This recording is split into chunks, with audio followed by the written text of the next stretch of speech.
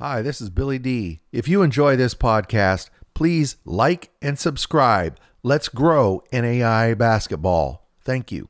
Cascade Hoops Talk, bringing the world NAIA basketball one podcast at a time.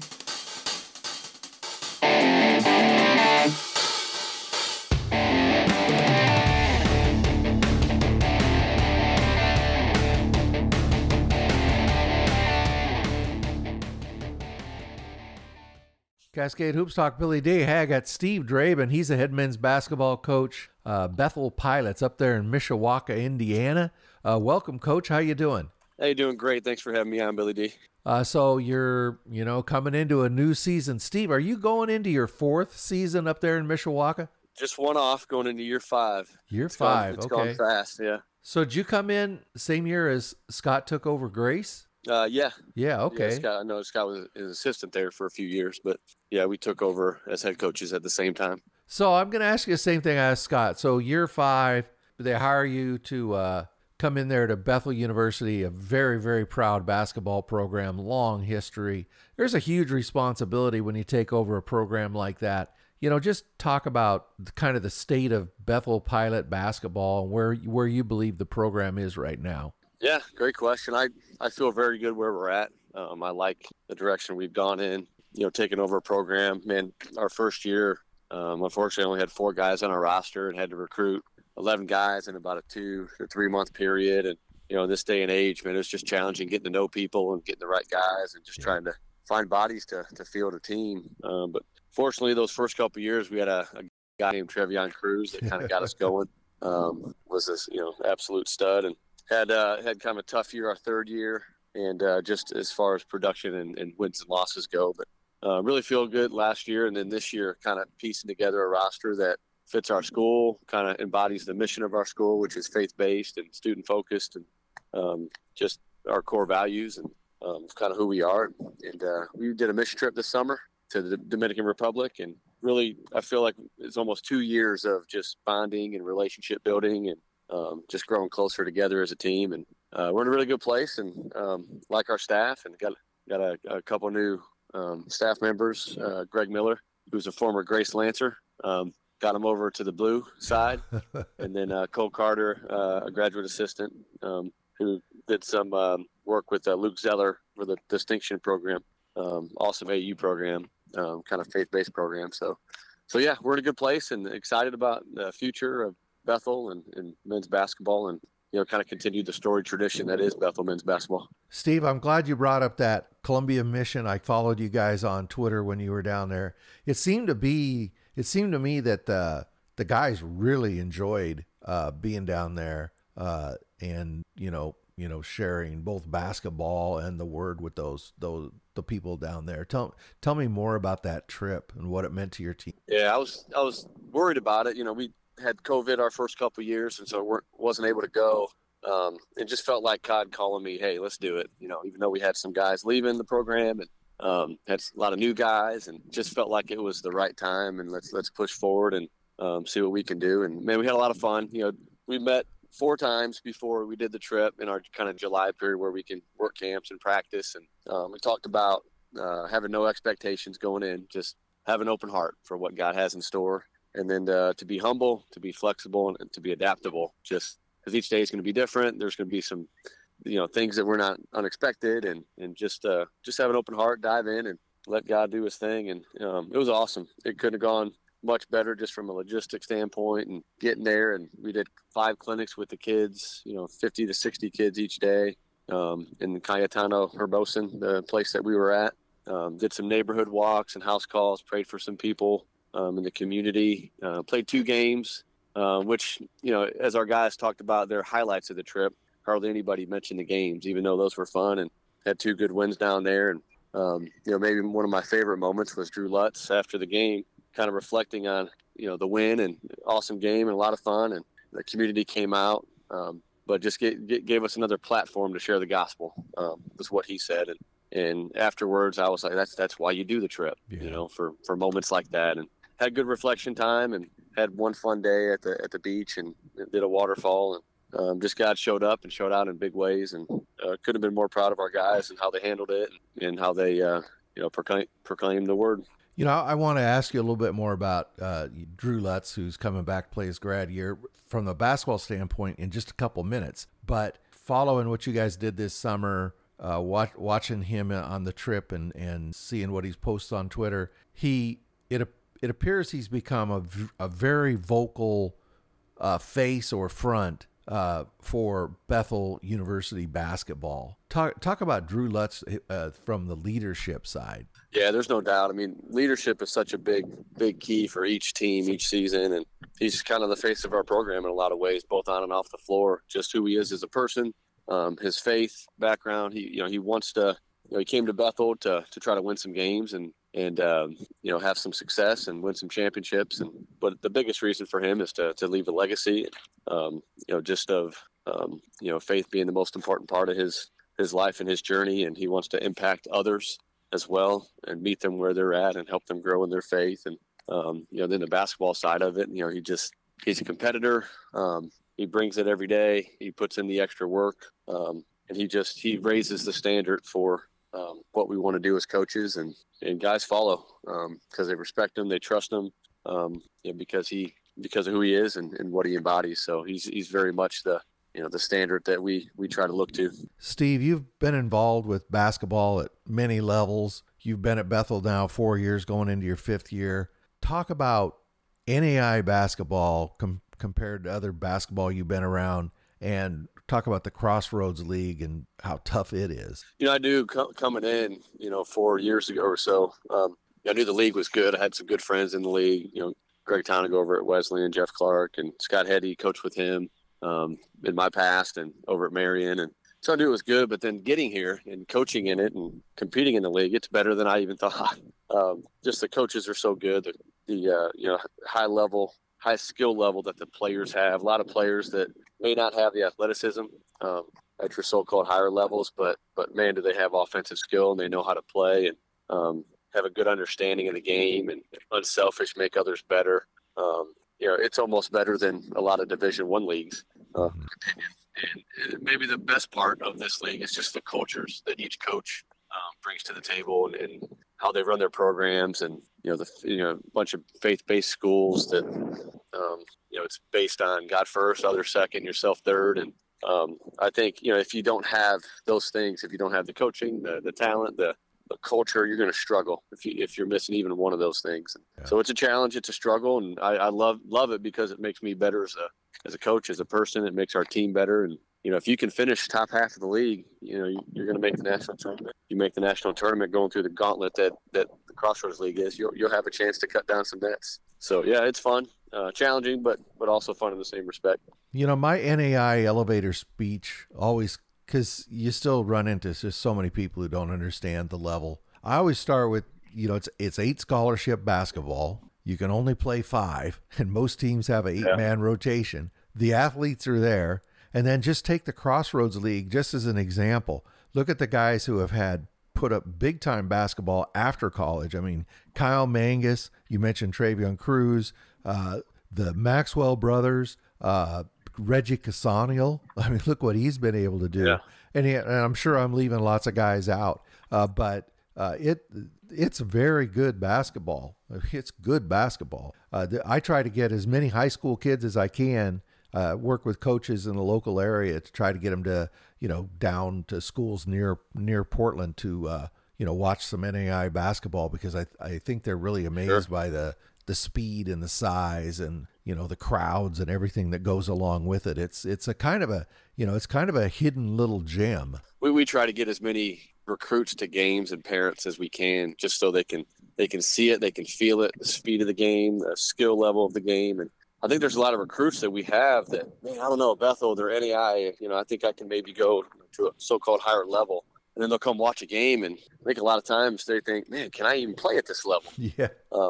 Just because it's such a high level, high skill basketball. And so, yeah, we try to get them to games just so they can see it and feel it. And, just the Indiana part of it, I'm biased being from Indiana, and my dad was a high school coach, and there's so many good coaches in this state. I love the fall going to watch practices and workouts, and coaches do such a good job of teaching the game and helping players understand how to play. And And so I'm fortunate right now. We have 10 out of our 15 guys are from Indiana. And so I think that helps as well, just having those guys that know the game and understand it. You play up there at Mishawaka. For people who don't know, you're 10 minutes from Notre Dame. That kind of shocked me. Which, if you ever get up in that area, you got to go to Notre Dame. It's real easy to park there in South Bend, and you can literally just walk through the campus. It's amazing. But you've got IU South Bend is right there. St. X is right there. Seems like there's a couple other schools real close. In that area at the NAI level, there's a lot of competition for fan support. How do you set Bethel apart? Because you get pretty good fan support there. How do you set Bethel apart and become attractive to local fans? Yeah, for sure. So, yeah, St. Xavier's actually Chicago. Holy Cross is maybe what you're thinking of. Okay. My mistake. Right down the road here. So, yeah, Notre Dame, Holy Cross, IU South Bend, and Bethel. And I think Bethel, just the brand name that it is, Mike Lightfoot for many years had great teams and won 3 national titles at the NAI level, 4 at the NCCAA level. We won one last year at the NCCAA level. But I think a lot of it, Coach Lightfoot coached a lot of guys that went on to be coaches. There's over 30 head high school coaches in the state of Indiana that played at Bethel. Wow. So we get that pull. A lot of former players that care about the program, that want to come back, that want to bring their teams. They help us in recruiting. In Mishawaka on a, November, December, January, February, a lot of those nights, it's pretty cold. And so there's not a lot going on, when it's cold outside. Hey, let's go to a ball game. So, I think that helps it as well. And just the Indiana tradition of it. People love the game. And, I think we play a fun style of ball. We play fast and up-tempo. And, we play a team style, with a lot of passing and movement and trying to play inside out. That I think that helps, fans want to come back. I tell people I hand out some season passes to people, some donors and former players and that. And I just tell them, hey, just come to one game. I promise you'll come back, if you just come to one.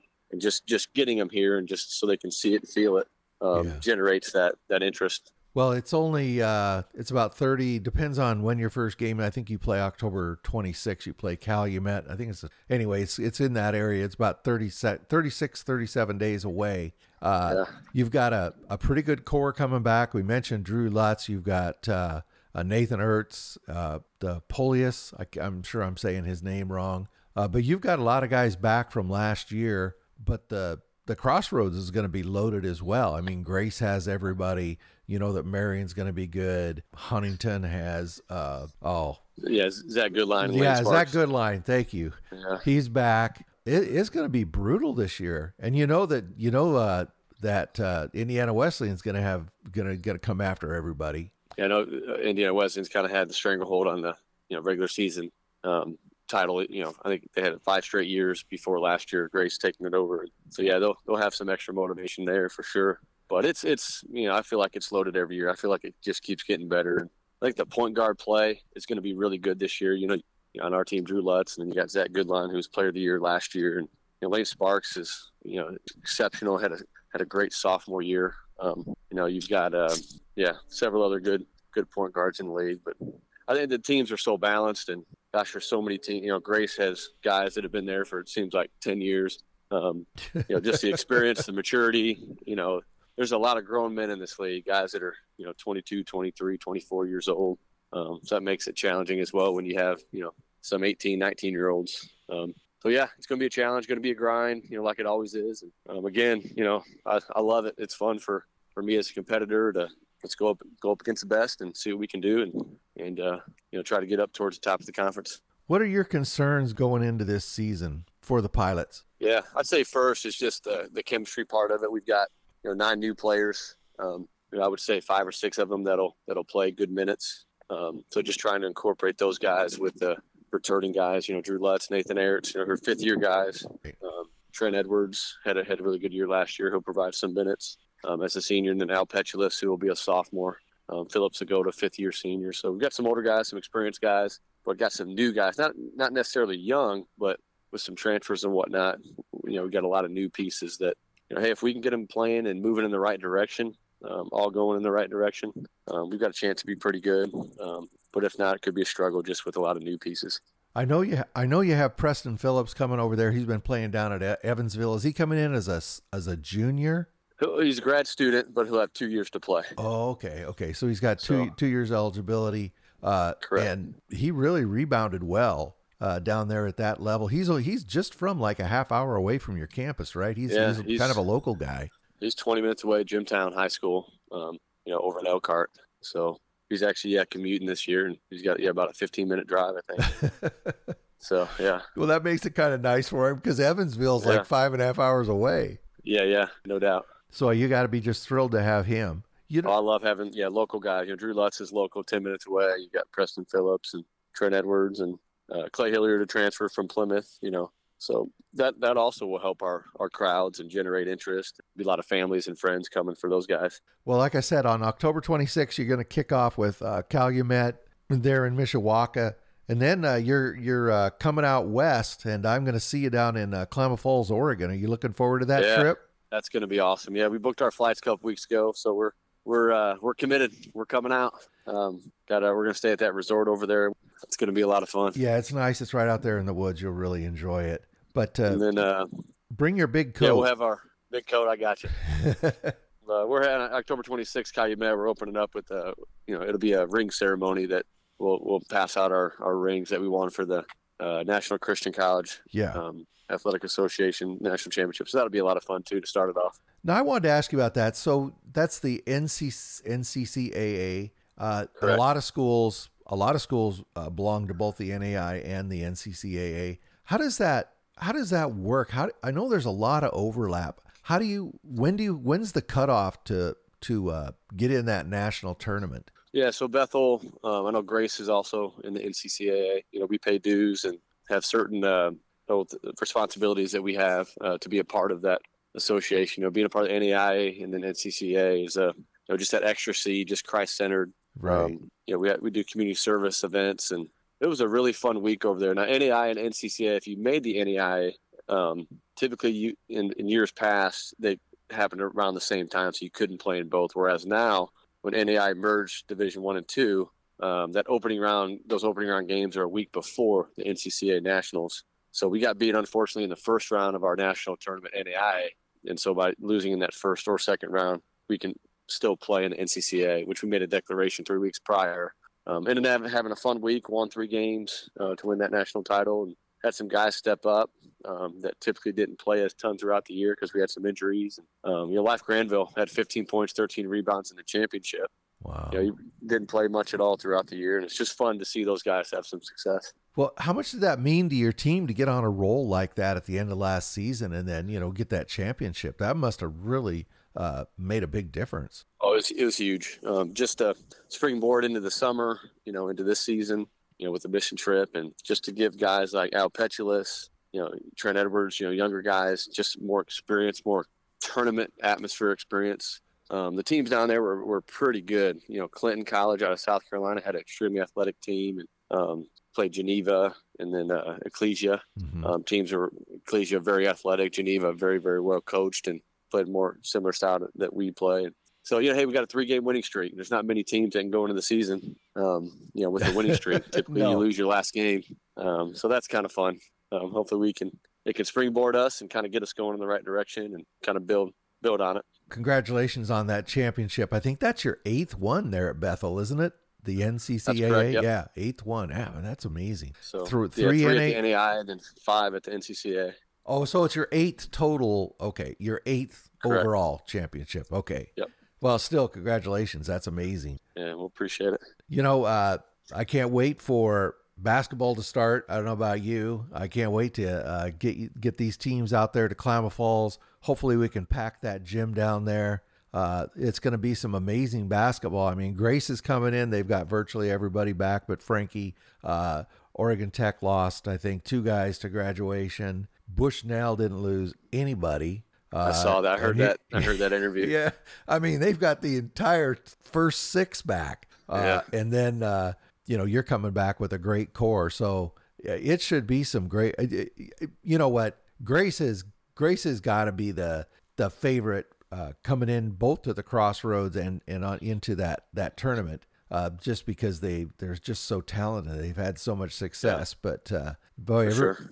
they've got a big mark on their back, don't they? Oh yeah, it's sometimes hard for those teams, with that amount of experience and keeping them motivated and engaged.